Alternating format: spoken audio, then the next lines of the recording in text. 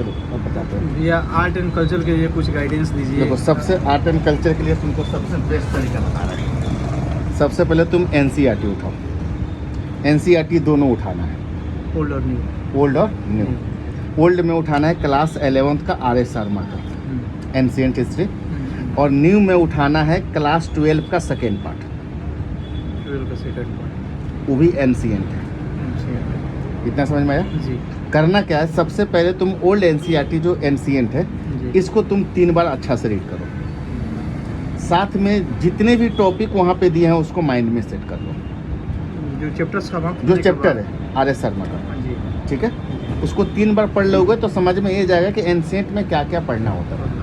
Okay, जी जब old NCERT पढ़ लोगे तो क्या करना है कि क्लास 12 का जो सेकेंड पार्ट है जो एंशिएंट है, जी। सॉरी एंशिएंट पार्ट 1 है, सॉरी पार्ट 12 क्लास का एंशिएंट पार्ट 1। पार्ट 1 है, ठीक है, उसको फिर बहुत अच्छा से 3 बार रीड करना है।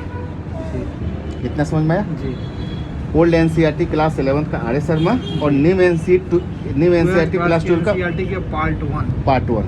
जब दोनों को 3-3 बार रीड करना तो एक कंपेयर करना कि दोनों में सेम टॉपिक है या कुछ नया भी टॉपिक ऐड हुआ है, जी जी और दोनों में जो लैंग्वेज है जी। ओल्ड में और न्यू में क्या डिफरेंस है। क्या डिफरेंस है? इतना बात समझ में आया? जी जी जब ये दोनों को जब बहुत अच्छा से रीड कर लेते हो, जी। एंशिएंट RS शर्मा को और 12th क्लास NCERT पार्ट 1 को, पार्ट 1 को दोनों को 3-3 बार रीड करना है। रीड करना है। और रीड करने के बाद दोनों में कंपेयर करना है कि दोनों का लैंग्वेज क्या है, दोनों में क्या क्या, अगर मान लो कि न्यू NCERT तुम पढ़ रहे हो हाँ न्यू NCERT पढ़ रहे हैं तो उसमें क्या कुछ वर्ड जो है क्या लेटेस्ट में आया है क्या, कि जो ओल्ड में नहीं था। हाँ, कुछ नया ऐड हुआ है कि नहीं इसमें न्यू में। ठीक है, जी ये तुम्हारा NCERT है। NCERT इसके बाद क्या करना कि क्लास 11 का फाइन आर्ट्स आता है, आर्ट एंड कल्चर का, आर्ट एंड कल्चर उसको भी तुमको 3 बार रीड करना। 3 बार रीड करना है। इसलिए बोल रहा हूँ कि एंशिएंट का ही टॉपिक आर्ट एंड कल्चर होता है, हड़प्पा सभ्यता, मोहनजोदड़ो, कालीबंगा, हाँ, तो सब इसी का होता है। ठीक है, तो आपने क्या हुआ कि एंशिएंट और आर्ट एंड कल्चर को 3-3 बार सब जगह फॉलो किया, यानी 9 बार आपने रीड कर लिया। नहीं रीड कर लिया। इसी के साथ साथ एक आता है गवर्नमेंट का, एक और डाटा आता है, उसका नाम है CCRT। जी जी। ये सबसे ज़्यादा इंपॉर्टेंट होते हैं, CCRT। इसको भी तुमको 3 बार रीड करना है।